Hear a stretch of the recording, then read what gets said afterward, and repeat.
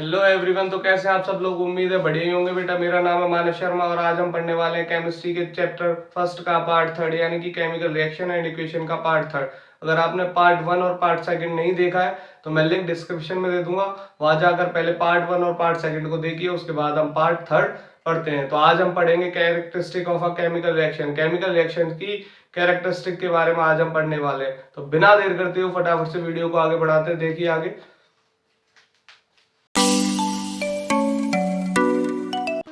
हाँ जी बच्चों, characteristic of chemical reaction में कैरेक्टरिस्टिक का मतलब होता है बेटा, कैरेक्टरिस्टिक का मतलब विशेषताएं। विशेषताएं हम पढ़ने वाले हैं इसमें।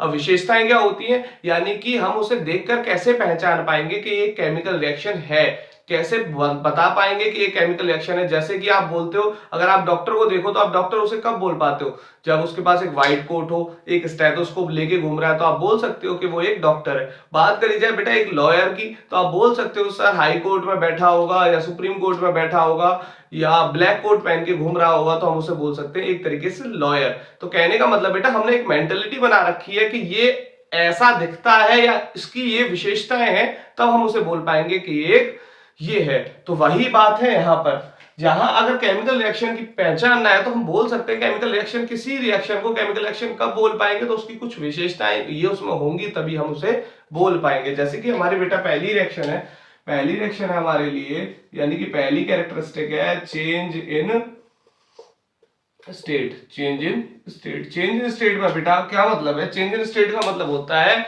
जो रिएक्टेंट है अभी हमने पढ़े थे और जो प्रोडक्ट हमने पढ़े थे, यानी रिएक्टेंट किसी और फॉर्म में पाया जाएगा और जो प्रोडक्ट है वो किसी और फॉर्म में पाया जाएगा। कहने का मतलब है, यानी कि स्टेट की बात करें तो आपने स्टेट 9th क्लास में पढ़ी थी, solid state, liquid state and gaseous state, यानी 3 स्टेट पढ़ी थी। कहने का मतलब है बेटा, जो रिएक्टेंट होंगे उनकी स्टेट कोई और होगी, यानी और जो प्रोडक्ट होंगे उनकी स्टेट कुछ और होगी, यानी स्टेट में परिवर्तन आ जाएगा, चेंजमेंट आ जाएगा। कैसे आएगा वो अभी हम देखते हैं। देखो फटाफट से, जैसे कि एग्जांपल ले बेटा, जैसे कि हम एक एग्जांपल ले तो हम बोल सकते हैं H2 plus O2 forms H2O।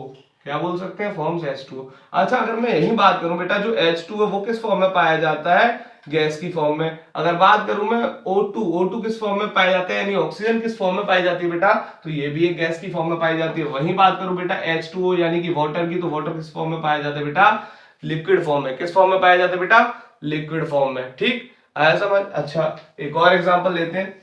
देखो फटाफट से एक और एग्जांपल, जैसे कि Zn plus HCl, Zn plus HCl, तो ये फॉर्म करता है बेटा ZnCl2 plus H2 gas release हो जाती है। और यही बात करें बेटा, तो जो Zn है, जो Zn है ये किस फॉर्म में पाया जाता है बेटा? सॉलिड फॉर्म में। यानी जिंक किस फॉर्म में पाया जाता है? सॉलिड में। HCl कौन होता है बेटा? Hydrochloric acid. ये किस फॉर्म में पाया जाता है? एक्वस की फॉर्म में। किस फॉर्म में? एक्वस मतलब लिक्विड की फॉर्म में। ठीक, जैसे यहां जब ये फॉर्म होंगे यानी कि रिएक्ट करेंगे तो क्या बनेगा? ZnCl2, और ZnCl2 किस फॉर्म में पाया जाता है बेटा? सॉलिड फॉर्म में। और वहीं H2 कौन है? गैस। H2 कौन है? गैस। तो अच्छा, यहां बात करें तो हमारे पास रिएक्टेंट किसी और स्टेट में थे और बेटा यहां प्रोडक्ट हमें किसी और स्टेट में प्राप्त हुए, यानी एक्वस से ऑटोमेटिक वो गैस में कन्वर्ट हो गया। कहने का मतलब है स्टेट बदल गई, स्टेट चेंज हो गई, इसी को हम बोलते हैं चेंज इन स्टेट। कहने का मतलब है जब हम रिएक्टेंट को मिला रहे थे तो रिएक्टेंट जब हमने मिलाए तो वो किसी और स्टेट में थे, परंतु जब हमने मिला दिए और हमें प्रोडक्ट जो फॉर्म हुआ वो किसी और स्टेट में पाया गया, इसी को हम बोलते हैं बेटा चेंज इन स्टेट। आया समझ? ठीक, दूसरे कैरेक्टरिस्टिक की तरफ बढ़ते। हाँ जी बच्चों, तो हमने पहली कैरेक्टरिस्टिक पढ़ ली जो थी हमारी कौन सी? Change in state. Change in state. अब हम दूसरी कैरेक्टरिस्टिक पढ़ने वाले हैं बेटा, जो कि है हमारी चेंज इन कलर। कौन सी कैरेक्टरिस्टिक है बेटा? Change in colour. Change in colour. Change in colour में बेटा क्या होता है? चेंज इन कलर में सेम पहले की तरह ही है, बस वहां पर स्टेट चेंज हो रही थी, यानी रिएक्टेंट की स्टेट कुछ और थी, प्रोडक्ट की स्टेट कुछ और थी। वही यहां होगा, परंतु उसमें वहां स्टेट बदल रही थी, यहां क्या बदलेगा बेटा? चेंज इन कलर है तो क्या बदलेगा? उसका कलर बदल जाएगा, यानी रिएक्टेंट जो होगा, जो पार्टिसिपेट कर रहा होगा रिएक्शन में, उसका कलर कुछ और होगा, परंतु जब वो दोनों मिल जाएंगे जो प्रोडक्ट फॉर्म होगा उसका कलर कुछ और होगा। यानी रिएक्टेंट का कलर, यानी कलर ऑफ रिएक्टेंट कुछ और होगा और कलर ऑफ प्रोडक्ट कुछ और होगा। ठीक, जैसे कि एग्जांपल की हम बात करें बेटा, तो एग्जांपल में मैं बोल सकता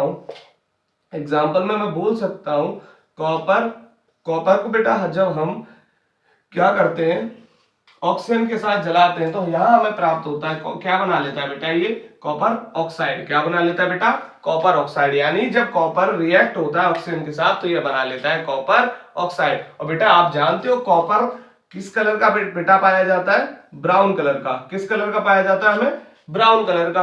परंतु जब ये कॉपर ऑक्साइड बना लेता है तो बेटा इसका कलर हो जाता है ब्लैक। कैसा हो जाता है, काले रंग का। तो आया समझ। जैसे कि हमने बोला रिएक्टेंट का कलर कुछ और है, परंतु हमें जो प्रोडक्ट है उसका कलर कुछ और मिलता है, इसी को हम चेंज इन कलर बोलते हैं। जैसे दूसरा एग्जांपल से समझते हैं, बोले तो CuSO4 plus Fe, CuSO4 plus Fe, तो बेटा ये फॉर्म कर लेता है FeSO4 plus Cu, FeSO4 plus Cu। अच्छा बात करें बेटा CuSO4 तो इसको बोलते हैं हम कॉपर सल्फेट। क्या बोलते हैं, कॉपर सल्फेट। और आप जानते हो बेटा कॉपर सल्फेट का कलर कैसा होता है, कॉपर सल्फेट का कलर होता है बेटा ब्लू। कैसा होता है, नीले रंग का होता है। परंतु जब ये आयरन के साथ रिएक्ट करता है यानी Fe के साथ रिएक्ट करता है तो बेटा ये बना लेता है FeSO4। क्या बना लेता है, FeSO4। और बेटा FeSO4 यानी कि आयरन सल्फेट। और इसका कलर कैसा होता है बेटा, इसका कलर होता है पेल ग्रीन। कैसा होता है, पेल ग्रीन। पेल ग्रीन का मतलब है बेटा लाइट, यानी हल्का हरे रंग का पाया जाता है कौन, FeSO4। क्लियर है, ठीक। यानी समझ आ गया, चेंज इन स्टेट समझ आ गया, चेंज इन कलर समझ आ गया। कलर में क्या हो रहा है, चेंज इन कलर में ये हो रहा है कि रिएक्टेंट का कलर कुछ और है, परंतु जब हमें प्रोडक्ट फॉर्म हो रहा है तो उसका कलर कुछ और मिल रहा है हमें। ठीक है, तो फटाफट से थर्ड की तरफ बढ़ते हैं। हाँ जी बच्चों, अब हम थर्ड कैरेक्टरिस्टिक की तरफ बढ़ते हैं। तो थर्ड कैरेक्टरिस्टिक हमारे पास कौन सी है बेटा, चेंज इन टेम्परेचर। कौन सी कैरेक्टरिस्टिक है बेटा, चेंज इन टेम्परेचर। तो फटाफट से समझते हैं चेंज इन टेम्परेचर को। थर्ड रिएक्शन हमारे पास यानी थर्ड कैरेक्टरिस्टिक है change in temperature.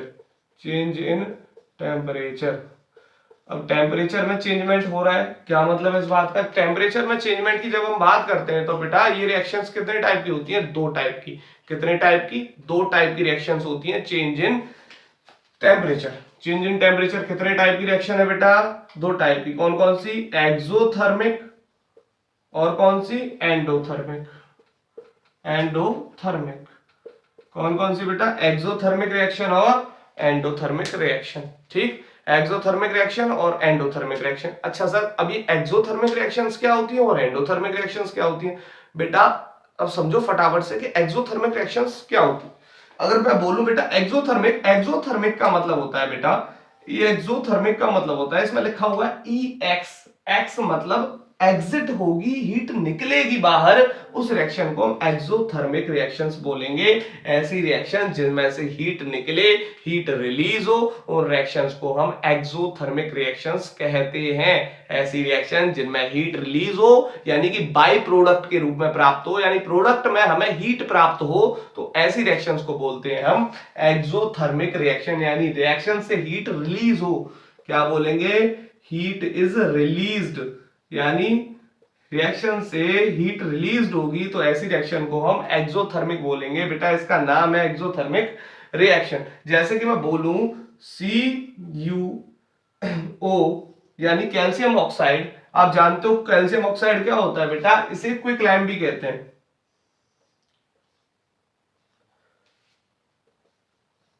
Quick lime क्या होता है, CaO कैल्शियम ऑक्साइड, इसे हम क्या बोलते हैं बेटा, क्विक लाइम भी बोलते हैं। क्विक लाइम यानी कि चूना। क्या, चूना, लगाने वाला चूना नहीं, जो लोगों को लगाते हैं वो चूना नहीं बेटा, वो चूना जो आप घर पर लाते हो, व्हाइट वॉश यानी सफेदी वगैरह के काम में उसे यूज करते हो, वो वाला चूना। और आप जानते हो उसे जब आप जैसे ही पानी में डालते हो बेटा तो हमें क्या प्राप्त होता है, हम जैसे ही पानी में उसे डालते हैं तो बेटा वो बना लेता है CaOH का होल ट्वाइस, CaOH का होल ट्वाइस। ठीक, और यहां हमें प्राप्त होता है हीट, यानी हीट हो जाती है बेटा, निकल जाती है बाहर। ठीक, आया समझ, CaOH का होल ट्वाइस, इसे क्या कहते हैं बेटा, इसे कहते हैं हम स्लेक्ड लाइम। क्या बोलते हैं बेटा, स्लेक्ड लाइम। आया समझ, यानी क्विक लाइम, आप घर पर जब चूना लाते हो जैसे ही पानी में डालते हो तो आपने नोटिस किया होगा बेटा वो पानी ऑटोमेटिक उबलने लगता है। गर्म होने लगता है, जबकि आप जानते हो आपने उसे उसमें हीट नहीं दी, उसे गर्म किया नहीं, परंतु आपने जैसे ही चूना पानी के साथ मिलाया वो ऑटोमेटिक गर्म हो जाता है और गर्म होकर वो हीट बाहर रिलीज करने लगता है। तो बेटा ये वही है जो हीट रिलीज हो रही है, CaOH का होल्ट यानी स्लिट लाइन के साथ, यानी हीट बाहर निकल रही है। आया समझ? ठीक, अब ये तो हो गई बेटा एक्सोथर्मिक की बात। अब बात करें एंडोथर्मिक रिएक्शंस की। एंडोथर्मिक वो रिएक्शन है जो यानी कि ऐसी रिएक्शन जिनमें हीट दी जाए, रिएक्टेंट को हीट दी जाए, रिएक्टेंट को गर्म किया जाए ताकि वो हमें प्रोडक्ट दे दे, यानी रिएक्टेंट में हीट दे रहे हैं ताकि हमें प्रोडक्ट मिल सके, तो ऐसी रिएक्शंस को बोलते हैं हम एंडो। एंडो यानी अंदर दे रहे हैं, उसमें हीट दे रहे हैं, तो उसे बोलेंगे एंडोथर्मिक रिएक्शन। एक्सो मतलब एग्जिट हो रही है, निकल रही है हीट, तो एक्सोथर्मिक। अब एंडोथर्मिक का जैसे एग्जांपल में बात करूं तो बेटा N2 यानी नाइट्रोजन को जब आप मिलाते हो हाइड्रोजन के साथ, यानी नाइट्रोजन और हाइड्रोजन दोनों को मिलाकर आप हीट करते हो बेटा, यानी गर्म करते हो, गर्म करना पड़ेगा। जब आप गर्म करोगे तो हमें यहाँ प्राप्त होता है NH3। NH3 जिसे हम बोलते हैं बेटा अमोनिया। आया समझ? जब आप इसे गर्म करेंगे यानी हीट करेंगे, इसमें हीट देंगे, तो आप बोलोगे एंडोथर्मिक रिएक्शन। अब बोलोगे सर पता कैसे चलेगा कि हीट दी जा रही है, निकल रही है? बेटा याद रखना, अगर यहाँ प्रोडक्ट के रूप में कहीं हीट लिखी हुई है, इसका मतलब उसमें से हीट निकली है, एग्जिट हुई है। और या फिर यहां कहीं यानी रिएक्टेंट में हीट लिखी हुई है, या फिर आपके इसके ऊपर यानी कि जो निशान होता है तीर का, इसके ऊपर यहां कहीं लिखा है या नीचे लिखा हुआ है, इसका मतलब उस रिएक्शन को हीट दी गई है। परंतु अगर निकलेगी तो ये बाहर लिखी जाएगी, नहीं लिख रही है, इसका मतलब उसमें हीट दी गई है। आ गया समझ? एंडोथर्मिक और एक्सोथर्मिक। अगर बात करें सर याद कैसे रखोगे, तो बेटा आप याद रख लेना, यहां लिखा हुआ है एक्सोथर्मिक रिएक्शन के आगे EX, क्या लिखा हुआ है? X। अब बेटा आप जानते हो X कौन होती है? X कौन होती है? जो छोड़ के चली जाए। कौन होती है? जो धोखेबाज होती है, वही तो होती है X। वही होती है ना? ठीक, आप याद करने का तरीका समझ सकते हो। नहीं बेटा हम अब अभद्र भाषा का प्रयोग नहीं करेंगे। एक्सोथर्मिक रिएक्शन वो रिएक्शन है, EX का मतलब आप ये समझ लो एग्जिट। क्या समझोगे? एग्जिट। एग्जिट यानी रिएक्शन को छोड़कर चली जाए, हीट निकल जाए बाहर, तो आप बोलोगे एक्सोथर्मिक। और नहीं निकलेगी यानी उसमें रिएक्शन में हीट दी जाएगी, तो आप बोलेंगे एंडोथर्मिक रिएक्शन। आगे दोनों समझ? ठीक, अगली प्रॉपर्टी की तरफ बढ़ते हैं। हाँ जी बच्चों, हमारे लिए अगली प्रॉपर्टी है कौन सी? Evolution of gas. बेटा कौन सी प्रॉपर्टी है हमारे पास अगली? इवोल्यूशन, यानी फोर्थ प्रॉपर्टी है हमारे पास इवोल्यूशन ऑफ गैस। कौन सी प्रॉपर्टी बेटा? Evolution of gas. अच्छा बेटा इसमें हम पढ़ने क्या वाले हैं इवोल्यूशन ऑफ गैस में? बेटा इवोल्यूशन ऑफ गैस का मतलब होता है गैस का निकलना, इवॉल्व होना। अब इवॉल्व कब होगी, यानी कि किस साइड इवॉल्व होगी? बेटा उस साइड इवॉल्व होगी जिस साइड प्रोडक्ट होगा, यानी रिएक्शन यानी रिएक्टेंट हमने मिला दिया, उसके बाद जब हमें प्रोडक्ट है, उस प्रोडक्ट में हमें कहीं ना कहीं गैस प्राप्त होगी, तो उस गैस को हम बोलेंगे इवोल्यूशन। इवोल्यूशन मतलब गैस निकल रही है, प्रोडक्ट में हमें गैस आ रही है। तो बेटा इसका सिंबल होता है ऊपर की साइड ऐसे तीर का निशान। आ गया समझ? इसे हम बोलेंगे इवोल्यूशन ऑफ गैस। अच्छा अगर बेटा इवोल्यूशन ऑफ गैस के एग्जांपल की बात करें, इवोल्यूशन ऑफ गैस के एग्जांपल की बात करें तो मैं बोल सकता हूं Zn plus H2SO4, Zn plus H2SO4। तो बेटा ये बना लेते हैं ZnSO4 प्लस H2 गैस हो जाती है रिलीज। और जब रिलीज हो रही है तो इसके साइड में सिंबल लगेगा। कौन सा सिंबल लगेगा? इवोल्यूशन ऑफ गैस वाला ये सिंबल लगेगा। आ गया समझ? कौन सी? हाइड्रोजन गैस निकली है। ठीक है, आया समझ? यानी अब हुआ क्या, दो चीजें हमने मिलाई तो हमें एक गैस प्राप्त हुई, और वो गैस इवॉल्व हो रही है, निकल रही है, रिएक्शन से निकलकर बाहर जा रही है। इसी को हम बोलते हैं इवोल्यूशन ऑफ गैस। आया समझ बच्चों? Evolution of gas. पक्का? ठीक, अगली प्रॉपर्टी की तरफ बढ़ते हैं फटाफट से। हाँ जी बच्चों, अब हम लास्ट प्रॉपर्टी की तरफ बढ़ रहे हैं, जो कि हमारी कौन सी? Formation of precipitate. कौन सी है बेटा? Formation of precipitate. Formation of precipitate, जिसे हम बोलते हैं बेटा पीपीटी। प्रेसिपिटेट को हम शॉर्ट फॉर्म में बोल देते हैं पीपीटी। हमारी है पांचवी। ठीक, यानी कि लास्ट। अच्छा सर पीपीटी होता क्या है बेटा? पीपीटी यानी कि प्रेसिपिटेट का मतलब होता है, मैं बोलूं तो यहां समझाऊं, बोल सकता हूं a solid substance which is found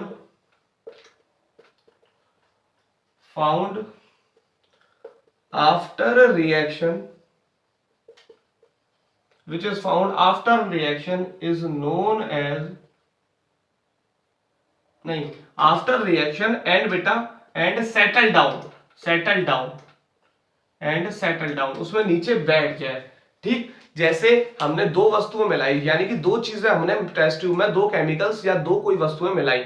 जब हमने दो मिलाई तो क्या होगा, उस टेस्ट ट्यूब में जितनी चीजें आपस में मिक्स होनी थी वो मिक्स होगी, उसके बाद कुछ सॉलिड वस्तुएं नीचे बैठ जाएंगी, उसमें उसके तले में जाकर बैठ जाएंगी, नीचे रह जाएंगी। उस टेस्ट ट्यूब में जो चीजें नीचे रह गई, जो सेटल डाउन हो गई, बैठ गई, उन्हीं को बेटा प्रेसिपिटेट कहते हैं। यानी ऐसी सॉलिड वस्तुएं जो रिएक्शन होने के बाद नीचे बैठ जाएंगी प्रोडक्ट में, नीचे हमें टेस्ट ट्यूब में या किसी भी कंटेनर में नीचे बैठ जाएंगी, या नीचे बैठी हुई मिलेंगी, जो सॉलिड की फॉर्म में होंगी, उन्हें हम प्रेसिपिटेट कहते हैं। आया समझ?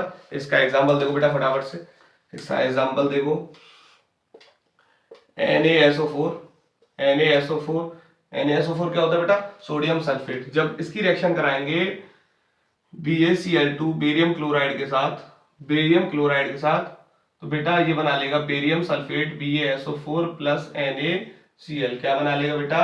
NaCl। NaCl आप जानते हो सॉल्ट होता है, NaCl क्या होता है बेटा? सॉल्ट होता है। अच्छा एक बात बताऊं मैं, प्रेसिपिटेट जैसे इवोल्यूशन ऑफ गैस के लिए हम तीर ऊपर की तरफ करते हैं बेटा, ऐसे प्रेसिपिटेट के सिंबल को हम हमेशा ऐसे डिनोट करते हैं, नीचे की तरफ डिनोट करते हैं। वही बात करूं बेटा BaSO4 क्या है बेटा? एक प्रेसिपिटेट है जिसका सिंबल होगा नीचे की तरफ। अब यहाँ प्रेसिपिटेट आ गया तो बेटा किस रंग का होता है?